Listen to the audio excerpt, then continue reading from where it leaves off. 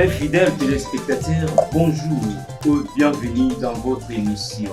Aujourd'hui, nous revenons toujours sur le déproposition de loi qui font couler beaucoup d'encre et salive. C'est pour cela qu'aujourd'hui, nous parlons de manière différente parce qu'aujourd'hui, on veut savoir les conséquences ou soit l'inconvénient que cette proposition de loi en découle. C'est pour cela aujourd'hui nous avons invité pour vous, d'un côté il y a Maître Roméo Kipili, analyste politique indépendant, et de l'autre nous avons Jean-Robert Kazadi, étudiant en 5e année de droit. C'est ça, non? Voilà. Maître Roméo, bonjour. Bonjour mon frère. Vous allez bien? Amen. Tout va bien par la grâce de Dieu. Content de vous recevoir. Le plaisir est partagé. Jean-Robert, bonjour. Bonjour. Vous allez bien? Très bien, comme vous le voyez. Content de vous recevoir. Merci. Voilà, aujourd'hui, je reviens à vous.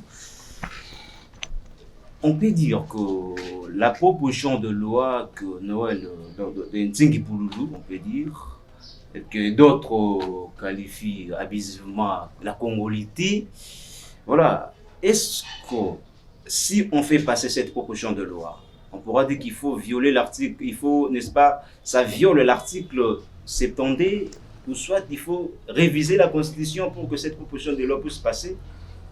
Je pense que pour répondre à cette question, il faut repartir à l'origine du problème. Lorsque nous faisons l'analyse de différentes attributions qui incombent à un parlementaire, vous allez constater que parmi les attributions qui incombent à un parlementaire, l'attribut de faire des propositions de loi revient à elle. Ça veut dire que lorsqu'un parlementaire prend l'initiative de mettre en exergue une proposition de loi, il est dans le carcan de ses compétences. Maintenant, vous allez peut-être me poser sûrement la question, quelle est maintenant la perception politique ou les conséquences de l'acte que le parlementaire pose? C'est à ce niveau-là où nous nous trouvons.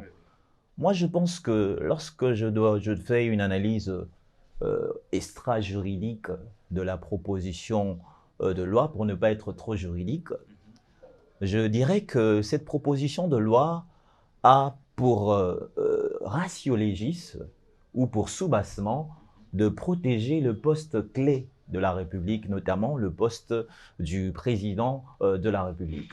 Dans ce contexte-là, il n'y a pas assez de problèmes. Mais ce que je ne veux pas que nous puissions mettre à la tête de la population, c'est l'idée par laquelle que la nationalité congolaise peut nous amener à un comportement xénophobe, c'est-à-dire un comportement de marginalisation, un comportement discriminatoire. Non, il ne faut pas donner cette image-là. Parce que si vous essayez de comprendre la connotation du mot nationalité, il y a les mots nation dedans. Et la nation veut tout simplement dire l'amour d'un État, l'amour d'un pays. Et la nation va au-delà des origines des individus. Donc je pense que la proposition de loi a en même temps une connotation positive, mais peut tomber dans une connotation négative si nous prenons cette proposition de loi dans une sphère des discriminations, dans une sphère xénophobe. Voilà ce que je peux dire.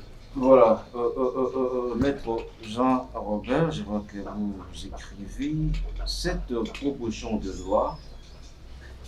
Laissez passer cette proposition de loi, il faudra réviser la Constitution.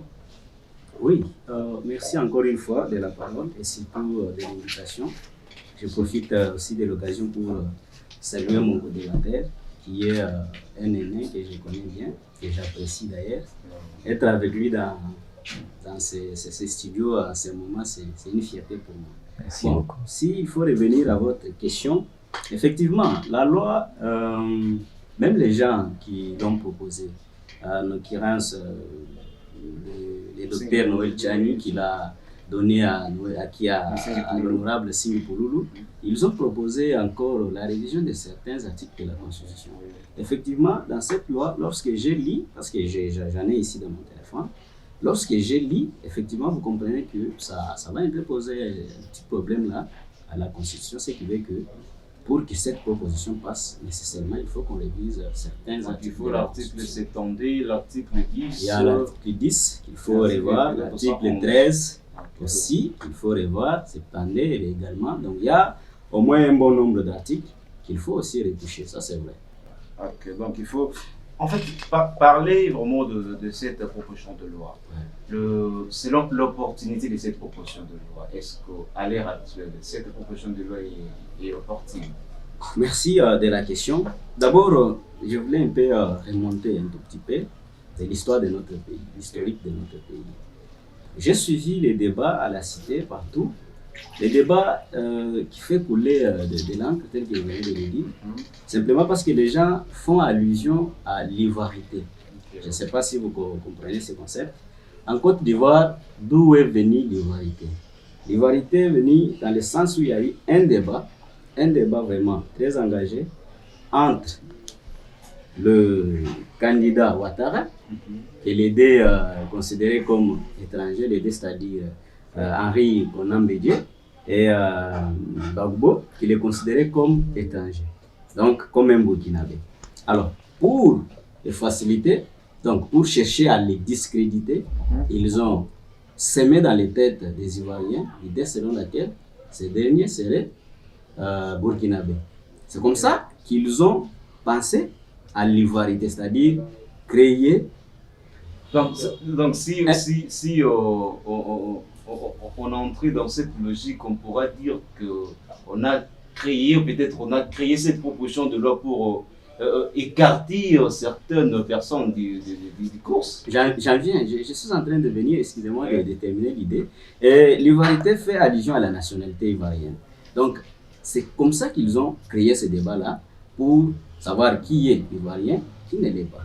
Et ce même débat maintenant, lorsque je lis les idées du docteur Noël Tchani, lorsque je vois la proposition des lois déposées par les députés, que je salue en passant sous le signe Pouloulou, l'honorable, je comprends qu'il n'y a rien de nationalité là-dedans. Okay. Il n'y a rien de nationalité. Ce débat-là de nationalité, c'est une histoire qu'on met juste dans les têtes des Congolais pour mettre à mal cette proposition de loi que moi d'ailleurs je salue, je trouve en tout cas salvatrice pour la nation congolaise. Dans la mesure où, dans cette proposition, on a simplement verrouillé certains postes de responsabilité, notamment la présidence de la République, le Premier ministre. Oui, là c'est bon. Est-ce que cette proposition de loi ne vise personne? Non, à mon avis, non. Mais comment ça viserait une personne, chers collègues? Je peux vous donner un exemple. Okay. Aujourd'hui, d'ailleurs, d'une façon générale, toute loi a toujours un côté discriminatoire. Toute loi. Je peux vous donner un exemple. Aujourd'hui, nous autres, on est encore apprenants, tel que vous m'avez présenté, je suis apprenant en droit, effectivement. Je vais finir mes études.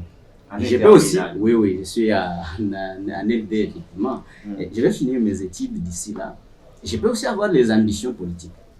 Okay. Je peux postuler comme candidat, président de la République. Mais vous comprendrez que dans la Constitution, il y a des conditions pour être candidat président de la République.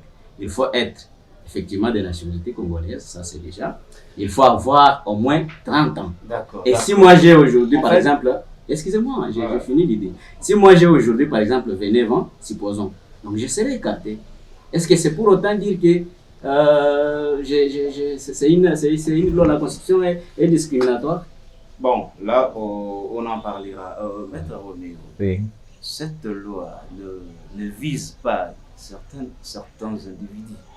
Bon, je pense que je ne veux pas sombrer dans des procès d'intention, mais si je fais une lecture un tout petit peu laconique de la notion de la nationalité, vous allez voir que déjà, heureusement que j'ai en face de moi quelqu'un qui est encore dans le four et au moulin, c'est-à-dire que vous allez constater que la nationalité, il y a plusieurs dimensions de la nationalité.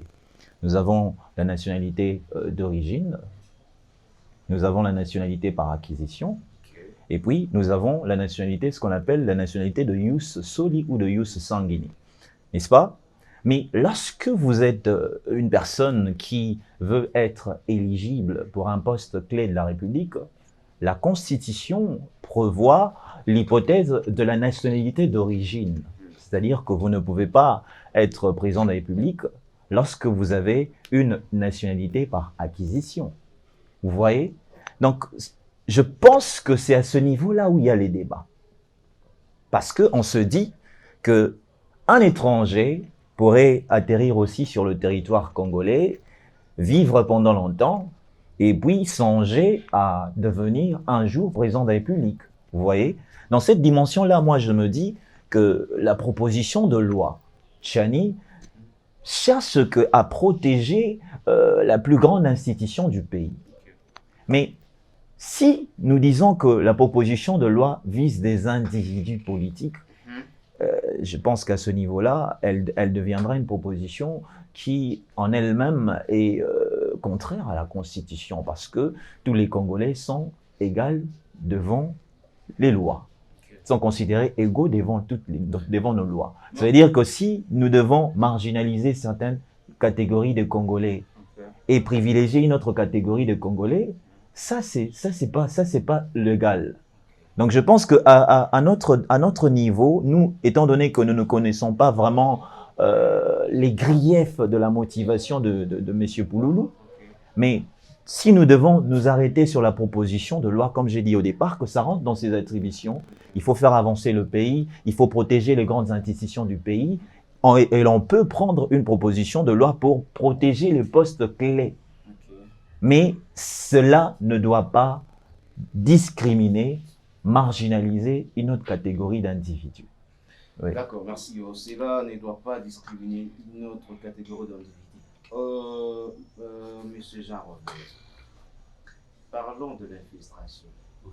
Cette proposition de loi est venue éradiquer ces problèmes.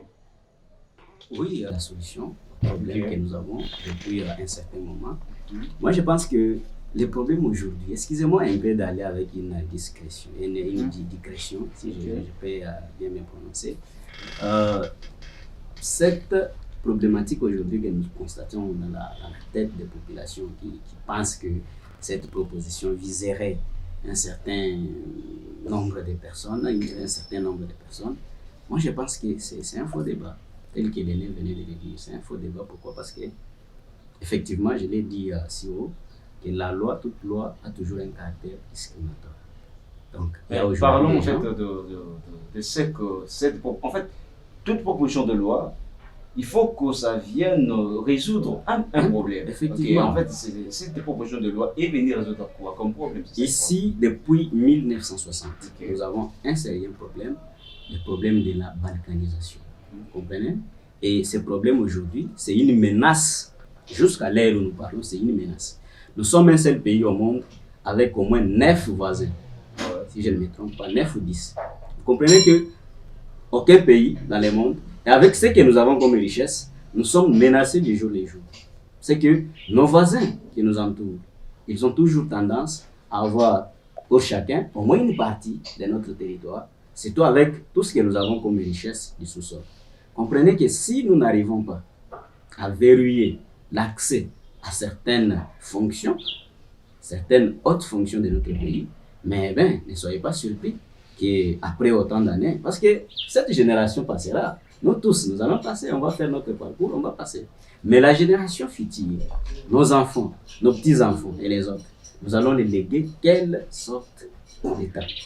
Donc, moi, à mon avis, je pense que cette proposition de loi viendra apporter un plus, parce que nous devons effectivement avoir la jalousie, n'est-ce pas, de notre territoire.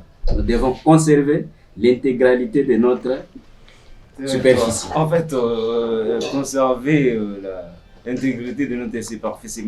Maître Roméo, problème de l'infiltration, est-ce que cette proposition de loi va résoudre ces problèmes? Je pense oui, mais permettez-moi de faire un peu une sorte de récapitulation. La nationalité congolaise, d'ailleurs, est jalouse. Moi, je peux vous dire aujourd'hui que la nationalité congolaise est jalouse. Lorsque vous lisez l'article 10 de la Constitution du 18 février 2006, tel que modifié à ce jour, au terme de cette disposition, vous allez comprendre qu'il y a ce qu'on appelle l'exclusivité dans la Constitution. La nationalité congolaise exclut la concurrence avec une autre nationalité. Ça veut dire que déjà, par cette disposition de l'article 10, vous allez comprendre que la nationalité congolaise est jalouse. Elle n'accepte pas la concurrence avec une autre nationalité, ce qui n'est pas le cas avec la nationalité, si nous devons faire du droit comparé avec la nationalité française, avec la nationalité américaine. Vous avez constaté que à l'étranger, en Occident, vous pouvez avoir une double nationalité. Vous comprenez? Mais en République démocratique du Congo, l'article 10 de la Constitution pose le principe dans lequel vous ne pouvez pas posséder la nationalité congolaise en concurrence avec une autre nationalité. Déjà, dès par là, vous allez comprendre que la nationalité elle-même n'accepte pas d'être maintenue, d'être détenue avec une autre nationalité. C'est la jalousie de la nationalité. Alors, vous parlez de la filtration. Je suis d'accord avec mon frère en face. Parce qu'en réalité, il faut se dire, nous avons connu plusieurs bavures dans ce pays. L'histoire de pays ne va pas me contredire. Il y a certains de nos grandes autorités de la République qui ont eu certaines nationalités douteuses. Vous voyez? Et je pense que cette posture en tant que responsable de la République n'augure pas l'acceptation de la population, vous voyez. Et déjà, de principe, il faudrait que la loi puisse redorer l'image du poste de l'autorité de la République, en mettant une sorte de réglementation qui essaye de garantir à la population que celui qui est à la tête du pays est réellement votre concitoyen. Je pense que ça favorise la paix. Ça favorise la paix et puis ça galvanise la confiance. Elle permet de galvaniser la confiance dans le mœurs, je pense, de la population. En fait, je pense que cette proposition de loi, comme on l'a dit, l'infiltration est venue toujours par nos amis qu'on dit les Congolais des pères et des mères. Ils ont amené ces gens. Et aujourd'hui, en fait, la question qui se pose, parce qu'on veut écarter de ne pas postuler, ok? Notre président, un Congolais qui, d'un côté, un père étranger et peut-être d'une mère congolaise. On veut éliminer cette personne à être peut-être président. Pourquoi? Parce qu'on pense que lorsque cette personne sera face à une décision, en fait, là, elle aura du mal à prendre une décision. Alors, on se pose la question, qu'est-ce que les Congolais, qu'on dit le demi-Dakar, que je ne vais même pas employer ce terme, ont fait, okay, pour ce pays, pour qu'on dise que c'est seulement eux qui sont à la tête, qu'il faut seulement privilégier ou verrouiller certains postes. Merci beaucoup de la question, cher collègue. J'aime beaucoup vos questions, en tout cas, ce sont des très bonnes questions, ça je vous assure. Si nous pouvons un peu revenir un tout petit peu, je vous rassure effectivement que les grands problèmes que nous avons aujourd'hui, de l'infiltration, partout ça se raconte. Les gens pensent que c'est Mosè qui aurait, voilà, lorsqu'il venait pour chasser les dictateurs qui étaient là au pouvoir après 32 ans, c'est celui qui a favorisé l'infiltration parce qu'il avait négocié avec certains pays voisins pour le faciliter à réussir sa mission. Vous voyez? Effectivement, nous pouvons dire ça, mais voyez les contextes. C'est quel contexte? Et aujourd'hui, les prix de ça, et cette infiltration, vous voyez, notre armée est en train d'en payer les prix. Okay. Donc, nous pensons que c'est maintenant que jamais, nous devons réfléchir parce que c'est très, très, très nécessaire. Très nécessaire. Nous devons verrouiller l'accès à certains postes de responsabilité. Messieurs les journalistes, vous lisez la constitution de la RDC, vous connaissez qui est le président de la République, lisez l'article 69 jusqu'à 89, vous comprenez ce que peut faire le président de la République, je m'excuse. Voilà. Donc le président de la République, c'est quelqu'un qui a tous les pouvoirs. Ici au Congo, je peux dire que lui seul peut en tout cas faire face avec toutes les autres institutions. À lui seul. Nous avons l'exemple le plus récent. Vous voyez si aujourd'hui le président Tshisekedi a réussi à mettre à genoux les FCC. C'est parce qu'il avait ses pouvoirs dans la Constitution. Les FCC avaient presque tout. Les FCC avaient le Parlement, les FCC avaient le Sénat. Il y avait même les audios qu'on suivait, qui étaient circulés. On a suivi les audios où nous avons autant de juges à la Cour constitutionnelle. Vous comprenez que les institutions de la République étaient prises en otage par les FCC. Mais le président de la République, nouvellement élu, qui n'avait rien, le Parlement ailleurs, les cours et tribunaux encore dans la poche d'une catégorie de personnes, mais il a réussi à mettre, en tout cas, la plupart des malversations sur les règles. Vous comprenez que c'est une identité qu'on ne peut pas blaguer avec. Un président de la République qui sera tantôt des mères, par exemple, italiens, des pères burundais, par exemple, aura toujours effectivement un penchant. Au moment où il y aura des conflits entre les deux pays, il aura du mal à décider. Effectivement, il aura du mal à décider parce que son cœur va balancer. Les problèmes, c'est quoi? En fait, les problèmes que nous nous posons, de savoir la question. Parce que vous dites qu'il aura toujours, n'est-ce pas, du mal à trancher. Mais c'est qu'on dit qu'il ne sait jamais, en fait, qu'on n'a jamais connu dans notre pays. Alors pourquoi se précipiter alors qu'on n'a jamais connu ces cas? Moi, je pourrais vous répondre comme ceci.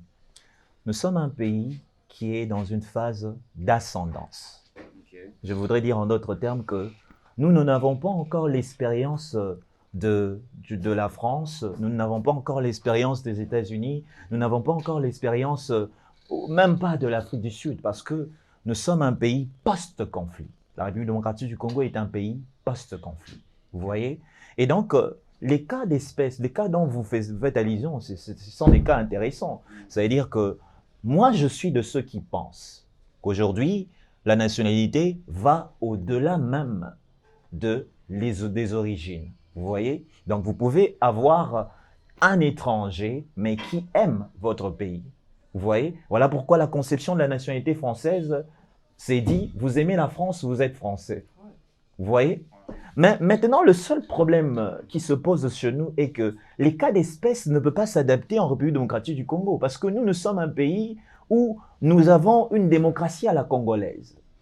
Vous comprenez? Et avec toutes les expériences douloureuses et malheureuses que nous avons vécues dans notre pays, nous avons développé un réflexe, un comportement de protection, un comportement de victimisation. Ça veut dire que nous ne pouvons pas accepter aujourd'hui, avec tout ce que nous avons vécu, avec toutes les guerres et tous les conflits que nous avons vécus dans ce pays, accepter qu'un étranger puisse briller encore, gérer encore les grandes institutions du pays, étant donné que nous avons, c'est que notre ami a évoqué l'hypothèse de la balkanisation, nous avons les différentes hypothèses de la main extérieure, et certains se disent encore aujourd'hui que la République démocratique du Congo n'est pas un État indépendant, ils se disent que les présidents de la République sont nommés par l'Occident. Vous voyez donc déjà cette perception est un vice social. Donc, nous avons un vice social et il est important, dans un premier temps, étant donné que nous passons une phase charnière, pour atteindre les développements, il faudrait d'abord verrouiller les institutions. Comme on dit, la charité bien ordonnée commence par soi-même. Comme Mao Tse-tung disait, donc, il faudrait d'abord que dans les grandes institutions du pays, il faudrait qu'il y ait des véritables Congolais pour que ceux-là puissent être jugés, en fonction aussi de leur propre famille. Parce qu'ils vont se rendre compte qu'ils vivent au Congo, qu'ils connaissent des situations qui se passent au Congo. Ils connaissent aussi les différents vécus quotidiens de Congolais. Ils peuvent facilement s'adapter aux standards congolais. Parce que imaginez un seul instant que vous avez un président de la République qui a vécu en France pendant 60 ans, pendant 50 ans. À ces 50 ans, il s'est dit, j'ai des origines congolaises, je vais venir en République démocratique du Congo, je suis un milliardaire, je veux postuler au poste de président de la République. Il peut aussi devenir président de la République, mais il sera habité à un seul problème, c'est que sa mentalité étrangère ne sera pas adaptée à l'environnement sociologique congolais. Il ne connaît pas le vrai problème du Congolais. il a vécu en France.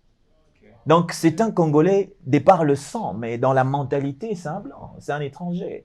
Et donc, il faudrait avoir un Congolais. Moi, ce que je veux, c'est que nous puissions avoir un Congolais qui sait, qui peut interagir avec la population, qui a le mental de la population. Et je pense que dans cette dimension-là, ce Congolais-là pourrait comprendre les souffrances de la population actuellement, les différentes souffrances. Merci beaucoup, parce que cette proposition de loi, comme vous avez bien dit, il faut modifier l'article 10 de la Constitution qui va ce que la nationalité congolaise soit une exclusive. Mais voilà, nous craignons un problème. Exemple, l'hypothèse... C'est à quel niveau qu'il faut modifier l'article 10 de la Constitution? Je pense que c'est un débat intéressant. Oui, parce que Oui, on dit que parce qu'ils obligent oui, qu'on accorde la double nationalité.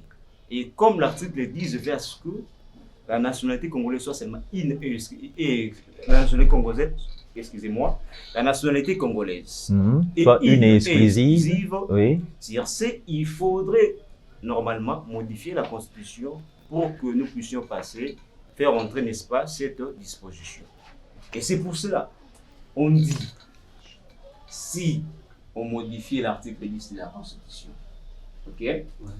Alors, exemple, quelqu'un qui a nationalité peut-être française, qui a vécu en France et qu'il n'a pas, n'est-ce pas, il garde toujours sa nationalité congolaise et que peut-être la France va le soutenir dans des élections pour leurs intérêts. Alors qu'il venait postuler au Congo et il postule, il devient président. N'est-ce pas là qu'il y aura un grand problème? Bon, merci de la question. Bon, par rapport à la modification, oui, effectivement, ils ont proposé la révision de l'article 10, effectivement, et l'article 13. J'ai lu cette proposition. Ils ont modifié, ils préfèrent modifier, ou ils ont proposé de modifier cet article simplement parce qu'ils veulent, dans leur proposition, ils disent qu'on est Congolais, on grandit Congolais, on peut mourir aussi Congolais. Même si on a changé la nationalité, par exemple, c'est pour autant de raisons. Il y en a qui changent de nationalité simplement parce que déjà en Europe, il veut faire ses études, par exemple, il veut avoir certaines responsabilités. Automatiquement, il y a des États qui obligent aux citoyens de changer de nationalité. Vous comprenez que l'idée ou ce qui les pousse à changer la nationalité, ce n'est pas par sa propre conscience. Il le fait, non, il le fait pour un objectif quelconque. Vous voyez? Et la plupart de ces gens, même lorsqu'ils ont changé de nationalité en Europe, vous comprenez qu'ils travaillent.